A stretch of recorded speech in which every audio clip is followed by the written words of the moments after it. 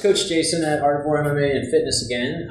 Just wanted to go over some simple boxing footwork drills that you can do. Again, this whole video series is based on the assumption that you're trying to get some exercise, but you don't have any equipment and you don't have a lot of room. So in that vein, I'm going to just first demonstrate a couple basic footwork patterns. And these are often things that when I'm teaching my boxing classes, I will have my students run through these footwork patterns, right? Because even though when people first learn boxing, they just want to punch, right?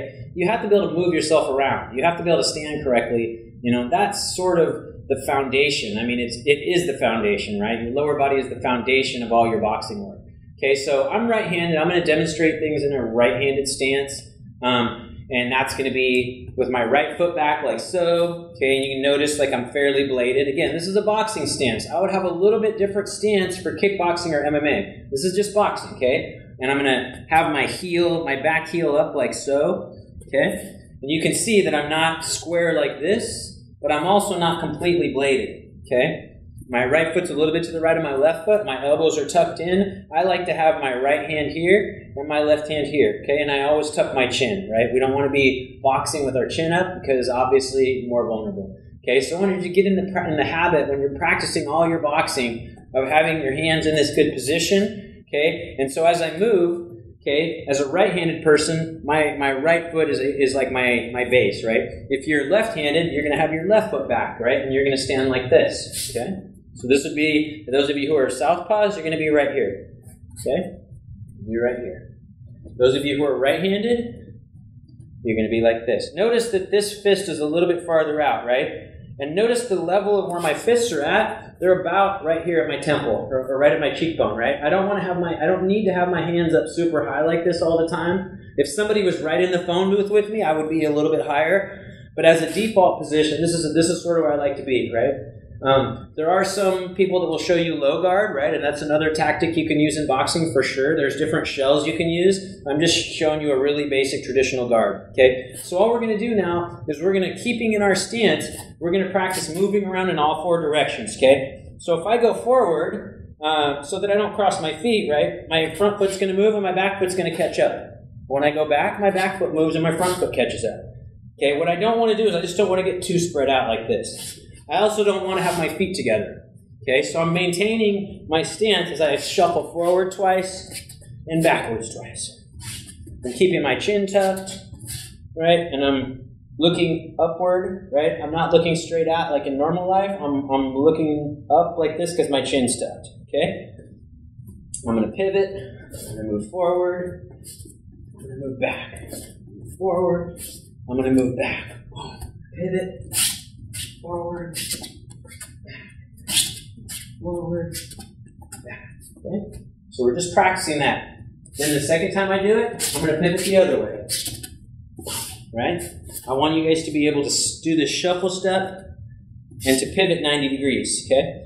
When you pivot, the other thing that I'll do is I put the weight on the ball of my foot. So see how it's so much easier to pivot with the ball of my foot than if my whole foot's on the ground. Okay, so once more. Shuffling forward. Shuffling back, pivoting.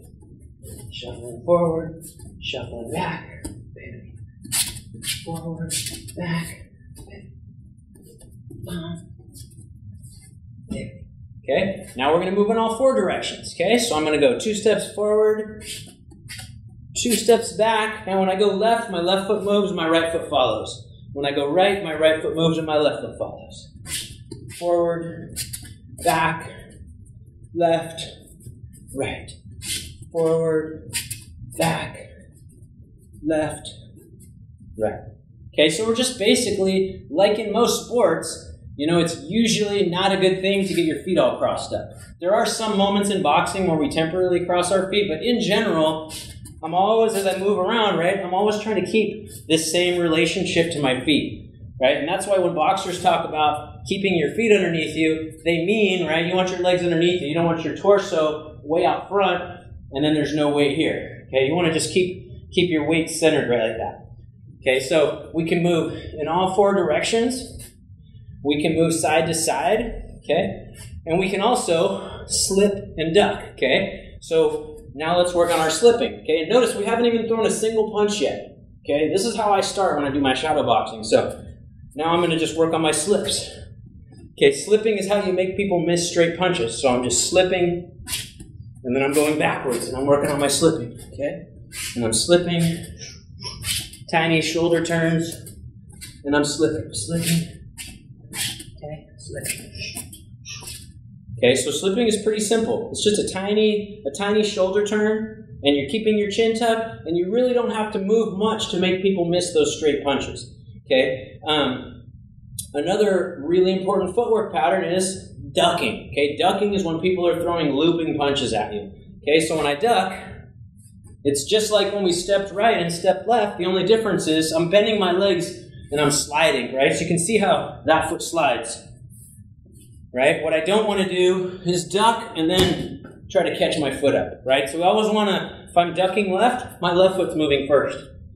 My right foot's moving first. My left foot's moving first. Okay?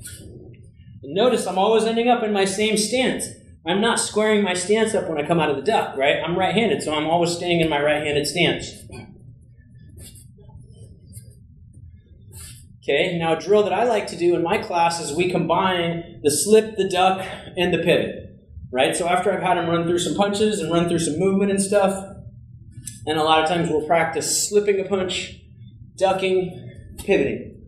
Boom. So my imaginary opponent's right there. I slip a punch. If I slip this way, the other hand's coming, I'm going to duck that, and then I'm going to pivot to face my imaginary opponent, and then pivot back. Slip, duck, pivot. Slip, duck, pivot.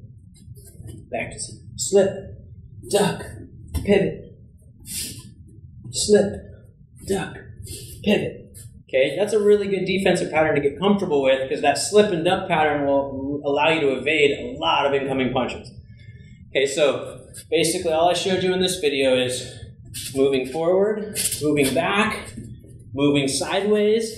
We looked at pivoting, we looked at ducking, and then we looked at combining the slip, the duck, and the pivot. Okay, that's a great way for you to spend 5 or 10 minutes making sure that your footwork is good before you even get into throwing punches.